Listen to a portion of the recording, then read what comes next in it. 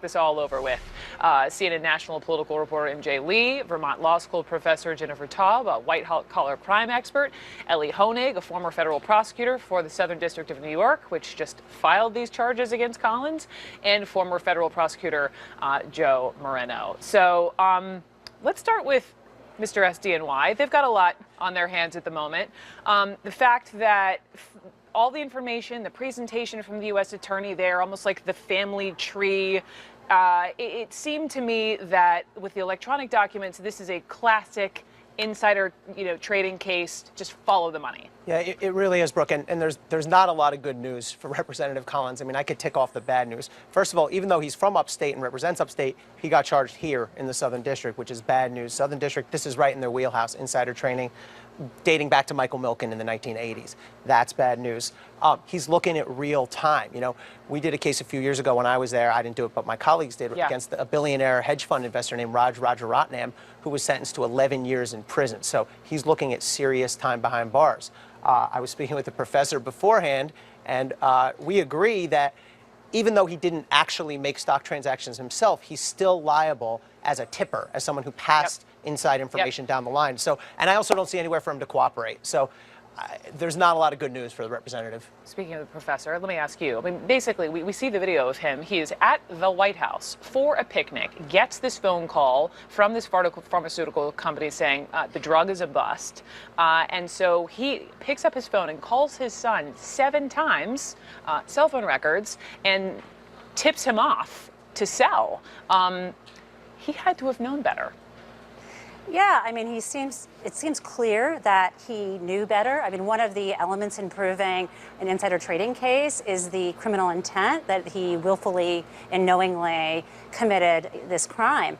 And not only should he have known better based on his, the fact that he is a member of Congress, but we can see that almost a year later, when he was asked by the FBI if he had told his son Cameron about this bad report that the key drug the whole pharmaceutical company was basing its profits on was a no-go. He claimed he didn't tell his son that. But by that time, they clearly knew. So not only should he have known better, but the fact that he lied to the FBI later helps build the case that he did so, that he tipped his son knowingly and willfully. So taken together, I agree. There's no place for him to go. He's going to serve some real time. Interesting side note for you, MJ. So this was last year, but it involved this pharmaceutical company CEO on an email where he being the congressman accidentally hit reply all, and you ended up on this email. That's right. What's the email? Well, when this news broke this morning, I had to go back in my inbox and look for that email and the story that I wrote at the time when I was covering healthcare. This was January of last year. I had emailed the CEO of this company to ask about a report about Tom Price. Back then he was the HHS nominee, hadn't been confirmed yet, obviously, about him having gotten a special price on stock shares for this company. So I'm corresponding with the CEO, and he responds and defends Tom Price and says nothing wrong happened. And then suddenly I get an email from Congressman Collins.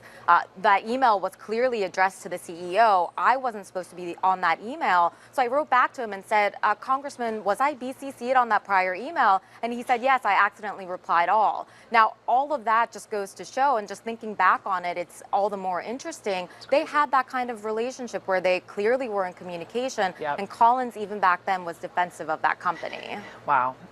So, Joe, you have Congressman Collins, his son, and the son's, stay with me, the son's fiance's dad are the ones facing the charges now. But when you read through this indictment, there are a lot of references to co-conspirators not named as defendants.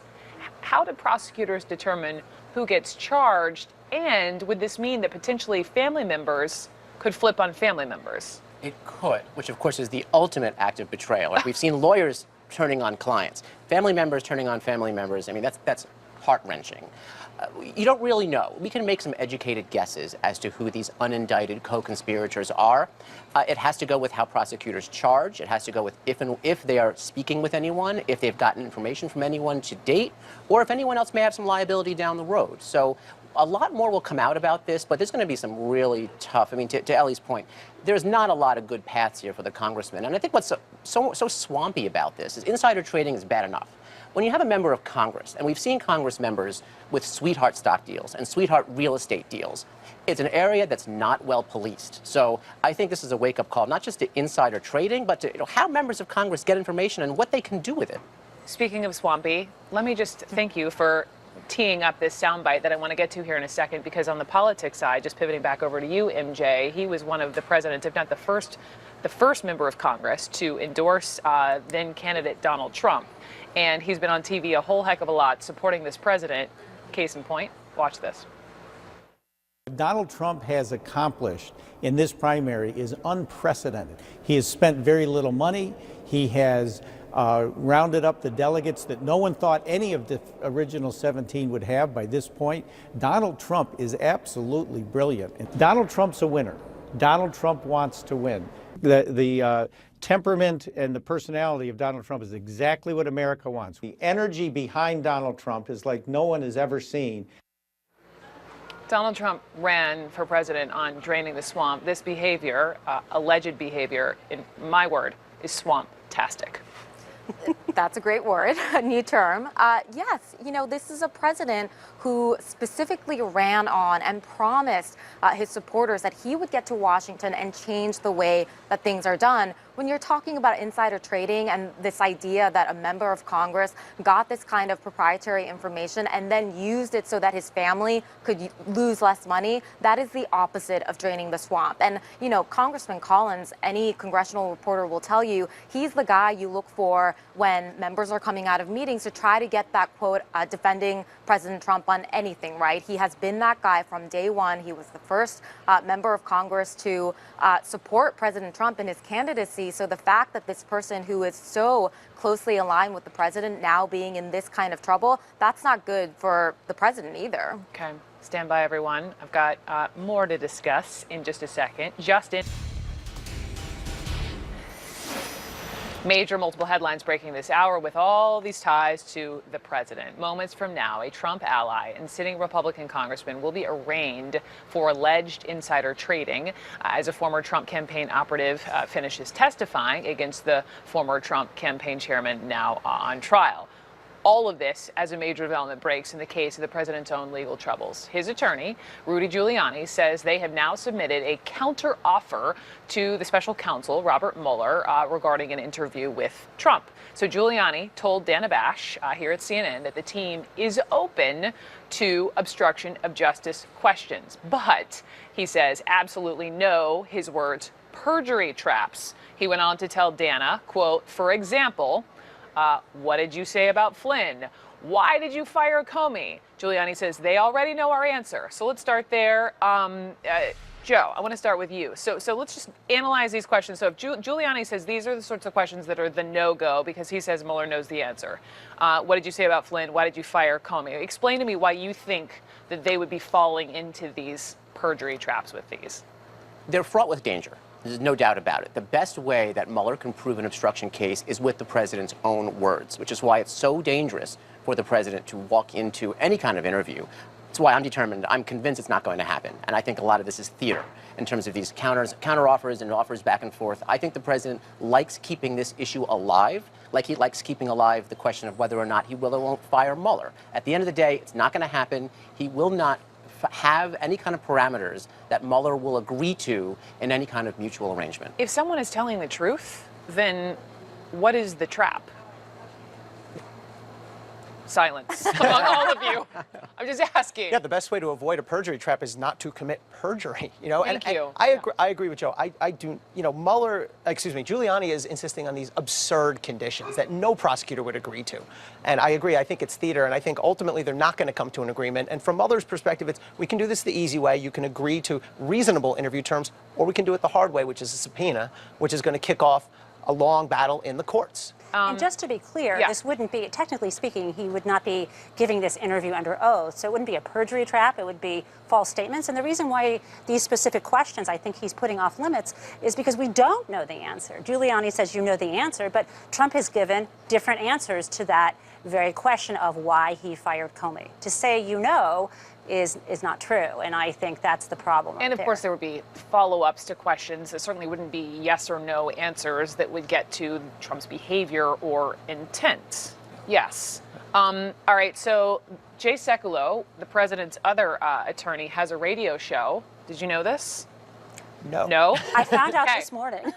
He has a radio show, and on said radio show, it was Giuliani and Sekulow saying that they have responded to Mueller, right? They're saying we've responded to Mueller regarding this Trump interview, and then essentially they're saying the ball is in Mueller's court. Here they are. It's about time that it ends.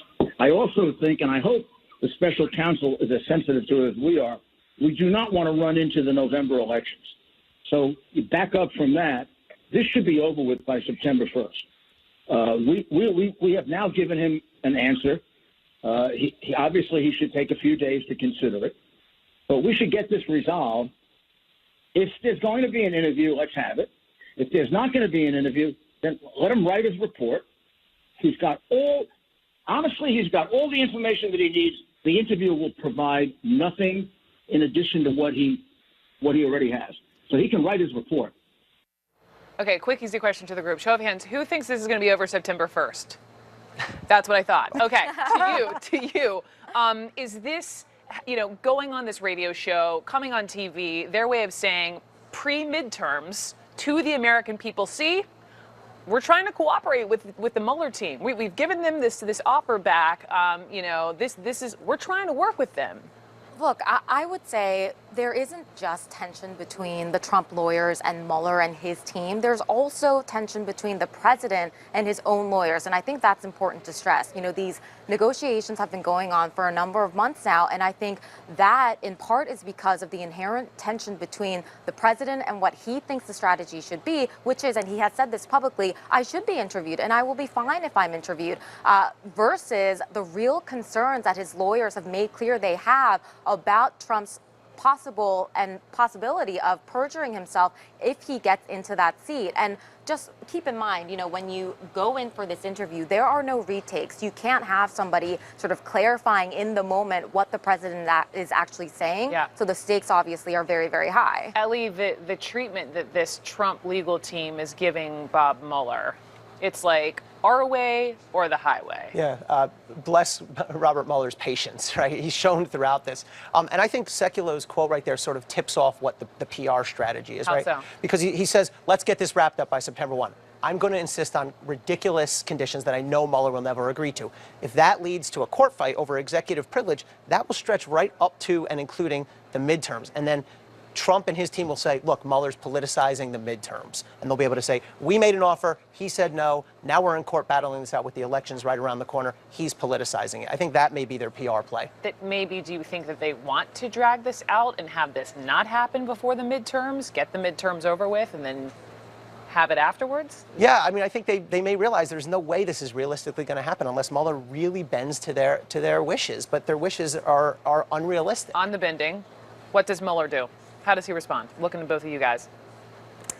Well, I mean, I don't think he can agree to a condition that would limit the questions that he would ask the president, especially, he's going to need to ask him, why did you fire James Comey? So that cannot be off the table. So what does Mueller do? Play it out for me. So I think, we don't know what the actual question was. I think Mueller has to ultimately, if they refuse to sit down, subpoena the president to appear before the grand jury, and then this will play out. If he does this, is similar to what happened with Bill Clinton and Ken Starr, where once that subpoena is right in front of them, then maybe they'll really negotiate in good faith. And then when he agrees to show up and answer questions, they can withdraw the subpoena. That would be the ideal. Do you agree that Trump would be subpoenaed, or? Yeah, I think that's probably the way where this is going. You and do. I think that there's a strong likelihood. We haven't tested this, whether this goes all the way and you can subpoena a sitting president, but you probably can. So it's not going to end well. But to Jennifer's point, I mean, they're looking at the Bill Clinton, Ken Starr model, and they're playing this out just like that. Because remember, I'm sure the president does not want to be in this situation, but since he has to be, he looks at Bill Clinton and says, you know what, kind of turned out okay for him. So I'm going to go to the airways, I'm going to deploy Rudy, I'm going to kind of pitch our argument in the public domain and let the chips fall where they may, and I've got a pretty good chance of surviving this. Just big picture, just the fact that they're looking to the Bill Clinton model as Donald Trump, given the 2016 election and who he was running against. We're in a bizarro world. Thank you all so much. I appreciate that conversation. Coming up next here on